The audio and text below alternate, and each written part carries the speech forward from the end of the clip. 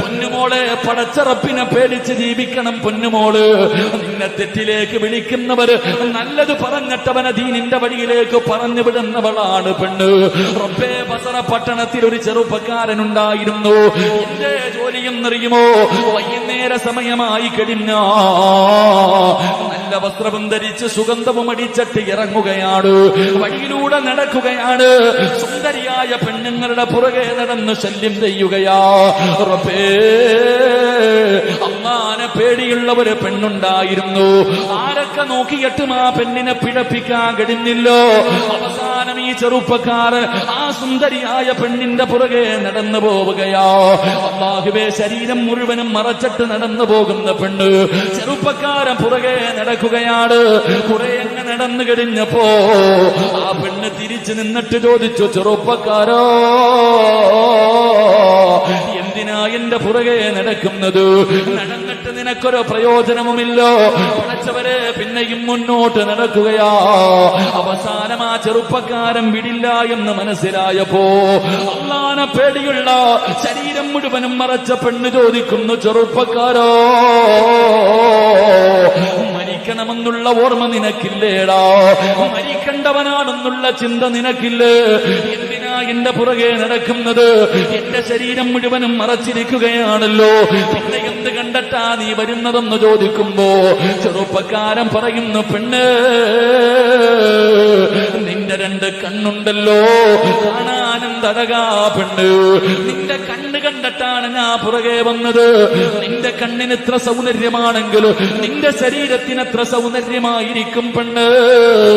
നിന്റെ കണ്ണെനിക്ക് വല്ലാതെ ഇഷ്ടപ്പെട്ടു.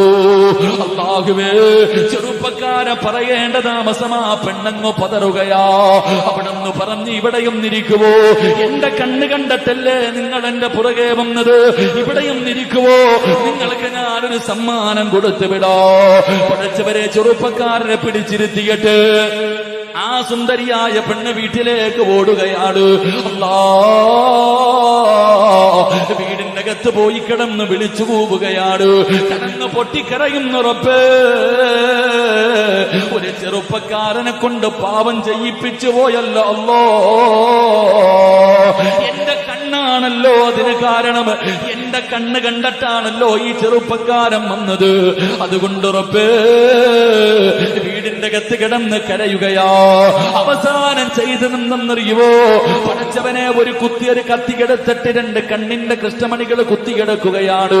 രണ്ട് കൃഷ്ണമണികളും കുത്തിയെടുത്തിട്ട് ഒരു തുണിക്കകത്ത് പൊതിഞ്ഞിട്ട് തന്റെ വീട്ടിലെ പണിക്കാരിയുടെ കയ്യിൽ കൊടുത്തിട്ട് പറഞ്ഞു, ഇതെന്റെ കണ്ണാട്. ഈ കണ്ണ് കണ്ടിട്ടൊരു ചെറുപ്പക്കാരന്റെ പുറകെ വന്നു. ഇന്ന സ്ഥലത്തവൻ ഇരിക്കുന്നുണ്ട്, അവന്റെ കയ്യിൽ കൊണ്ടൊന്ന് കൊടുക്കട്.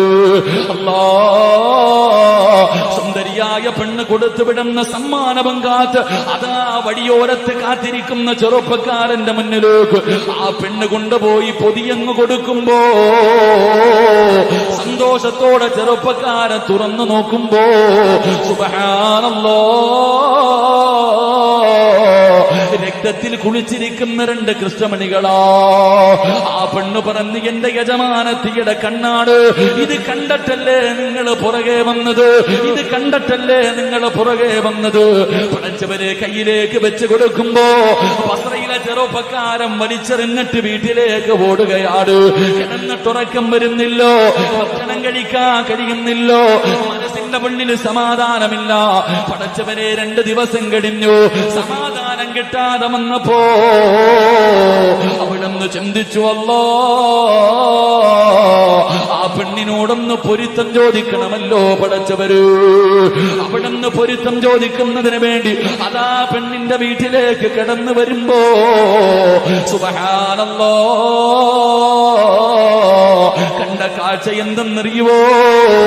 ആ സുന്ദരിയായ പെണ്ണിന്റെ ജനാസ 3 കഷ്ണം വെള്ള തുണിയിൽ പൊതിഞ്ഞിട്ട് കൊണ്ടുപോകുന്ന കാഴ്ചയാട്. ആ പെണ്ണിന്റെ മയ്യത്ത് കൊണ്ടുപോകുന്ന കാഴ്ചയാട്.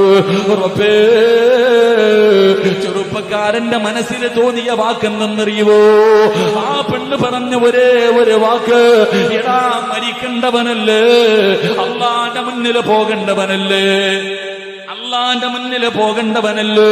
എന്റെ പ്രിയമുള്ള പ്രിയമുള്ളവരെ, ആ ചെറുപ്പക്കാരൻ ആ പെണ്ണ് പറഞ്ഞ ഒരു വാക്കിങ്ങനെ ചിന്തിക്കുകയാണ്. അവിടുന്ന് ജീവിതത്തിൽ മാറ്റമുണ്ടാവുകയോ, അവിടുത്തെ ജീവിതത്തിൽ മാറ്റമുണ്ടാവുകയോ. ലോകമറിയുന്ന പണ്ഡിതനായി ആ മനുഷ്യൻ മാറിയെന്ന് ചരിത്രം പഠിപ്പിക്കുമ്പോ എന്റെ പ്രിയപ്പെട്ട പെങ്ങള്, വത്തഖൂ യൗമൻ തുർജഊന ഫീഹി അല്ലാഹുവിന്റെ മുന്നിലേക്ക് മടങ്ങി പോകേണ്ടവളോ.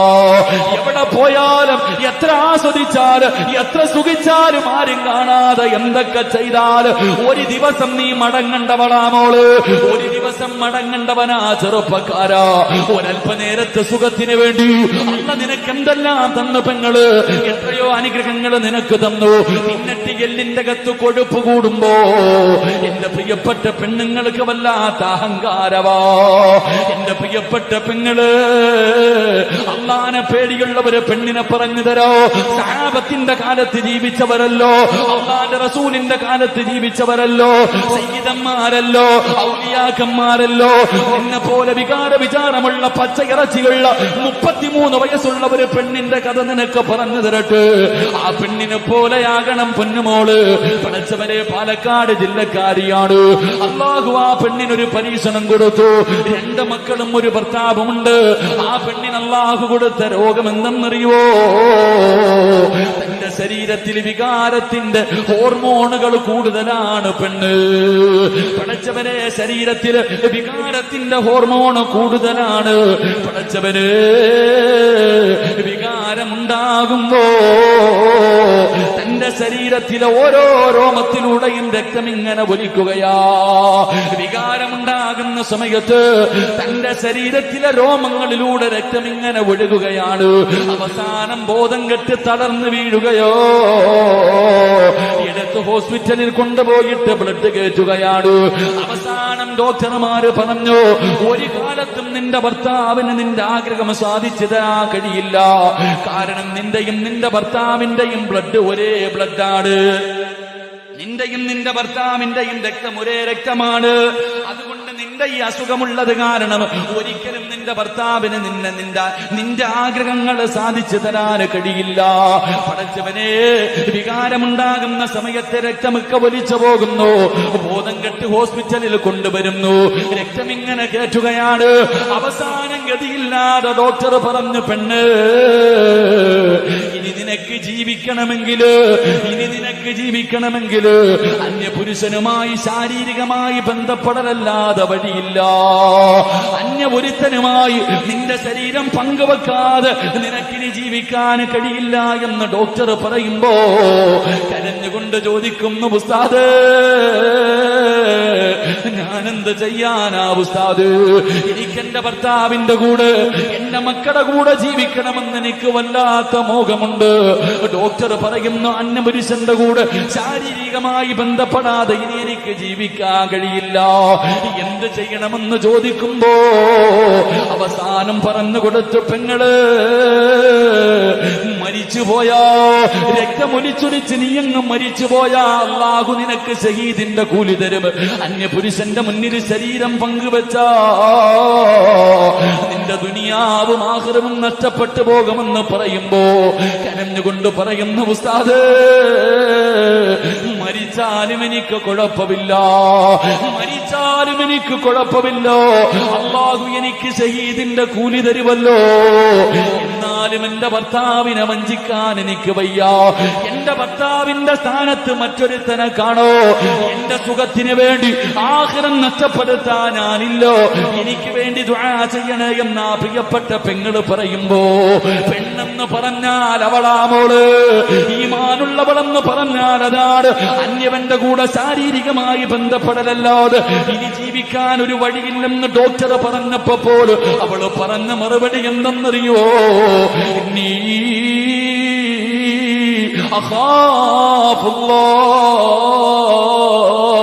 എനിക്ക് അല്ലാഹുവിനെ പേടിയോ, എനിക്ക് നരകത്തെ പേടിയോ? എനിക്ക് റബ്ബിന്റെ മുന്നിൽ പോയി നിൽക്കേണ്ടവളാണല്ലോ എന്റെ പ്രിയപ്പെട്ട പെങ്ങള്.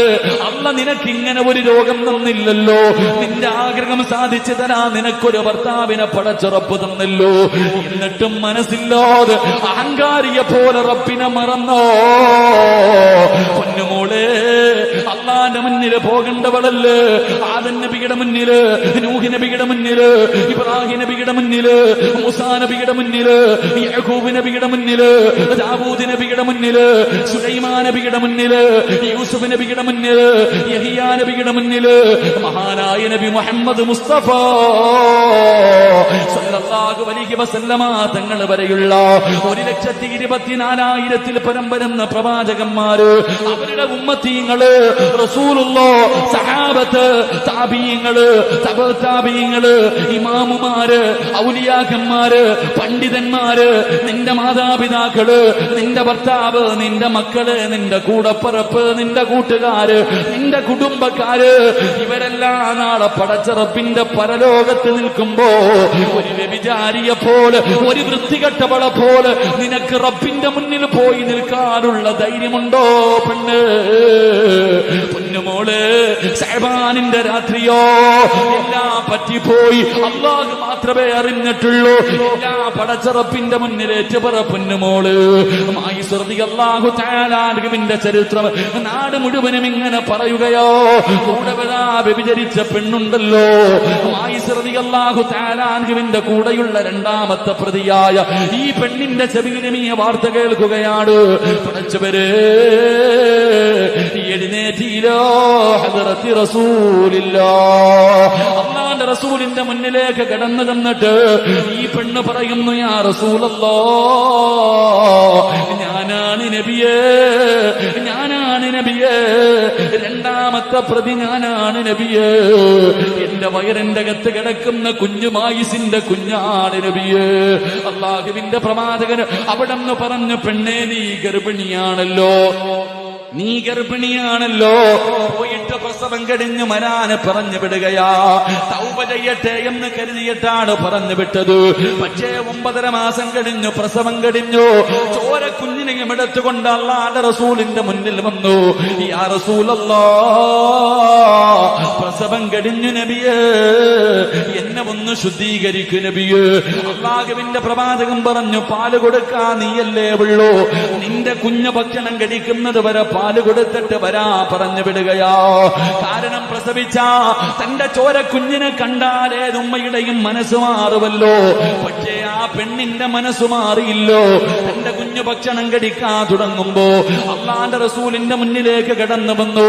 കുഞ്ഞു ഭക്ഷണം കഴിക്കാൻ തുടങ്ങി നബിയേ, എന്നെ ഒന്ന് ശുദ്ധീകരിക്കു നബിയേ. അവിടത്തെ ശിക്ഷ ചോദിച്ചു വാങ്ങിയെന്ന് ചരിത്രം പഠിപ്പിക്കുമ്പോ എന്റെ പ്രിയപ്പെട്ട യുവത്തവേ, വേണ്ടടാ പൊന്നുമോര്, വേണ്ടടാ പൊന്നുമോര്. അല്ലാഹുവിന്റെ ഖുർആൻ പറയുകയോ, അല്ലാഹുവിന്റെ ഖുർആൻ പറഞ്ഞു, വലാ തഖറബു സിനാ ഇന്നഹു കാന ഫാഹിശാ, അതിനോടടുക്കല്ലേ, അതൊരു മോശമായ കാര്യമാണെന്ന് ഖുർആൻ പറയുമ്പോ അല്ലാഹുവിന്റെ പ്രവാചകൻ സല്ലല്ലാഹു അലൈഹി വസല്ലമ തങ്ങള് ചെറുപ്പക്കാരനായ അബൂ ഹുറൈറ തങ്ങളോട് പറയുന്നു, അബൂ ഹുറൈറ, ഇത്തഖിൽ മഹാരിമാ തകുൻ നഗ്ബദന്നാസ്, ഹറാമുകളെ നിനക്ക് സൂക്ഷിക്കാൻ കഴിഞ്ഞ ലോകത്തിലെ ഏറ്റവും വലിയ ആബിദ് പെങ്ങളെ ഇവിടെ കിടക്കുന്നുണ്ടല്ലോ. മഖാമിന്റെ ഉള്ളിൽ കിടക്കുന്ന മഹദിയെ നിനക്കറിയുമല്ലോ, എത്രയോ ഔലിയാക്കന്മാരെ നിനക്കറിയുമല്ലോ. അവരെ പോലെ നിനക്കാകണോ, അവരെ പോലെ നിനക്കാകണോ. ഹറാമിനെ സൂക്ഷിച്ചോ, നിനക്കതിനെ കഴിയുമെന്ന് നബി മുഹമ്മദ് മുസ്തഫ സല്ലല്ലാഹു അലൈഹി വസല്ലം പ്രവാചകൻ പറഞ്ഞു, ഹറാമുകളെ സൂക്ഷിക്ക്. ഹറാമുകളെ രാത്രി കയറിയിരുന്ന് യൂട്യൂബും ഫേസ്ബുക്കൊക്കെ ഉപേക്ഷിക്ക്. നന്നാവ്, നന്നാവ്. അള്ളാഹുവിനെ ഭയന്ന് ജീവിച്ചാൽ നീ ഏറ്റവും വലിയ ഒരു ആബിദാകുമെന്ന് നബി മുഹമ്മദ് മുസ്തഫ. ഖുർആൻ പറഞ്ഞു വ്യഭിചരിക്കരുതെന്നല്ല പറഞ്ഞു, നിങ്ങൾ അതിനോട് അടുക്കുക പോലും. മോനെ, ഏതെങ്കിലും വല്യാപ്പാടമോ കൊച്ചാപ്പാടമോ മാമാടമോ മാമിയിടമോ ബൈക്കും കൊണ്ട് വരുമ്പോ ചെറുപ്പക്കാരി 18 വയസ്സുകാരി ചാടി കയറി പോവാ. 35-40 മാപ്പുള്ള താത്തമാര് ഭർത്താവിന്റെ അനിയൻ ഭർത്താവിന്റെ കാക്ക കൂടെ കയറിയിട്ടങ്ങ് പോകാ.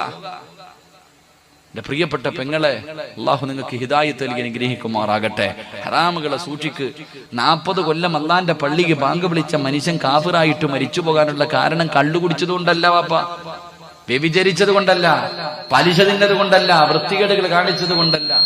ആർക്കാ അറിയാത്തത് ടി വി കാണല് പാവമാണെന്ന് അറിയാത്ത ഏതെങ്കിലും ഒരു ഇൻസാൻ ഈ ലോകത്തുണ്ടോ?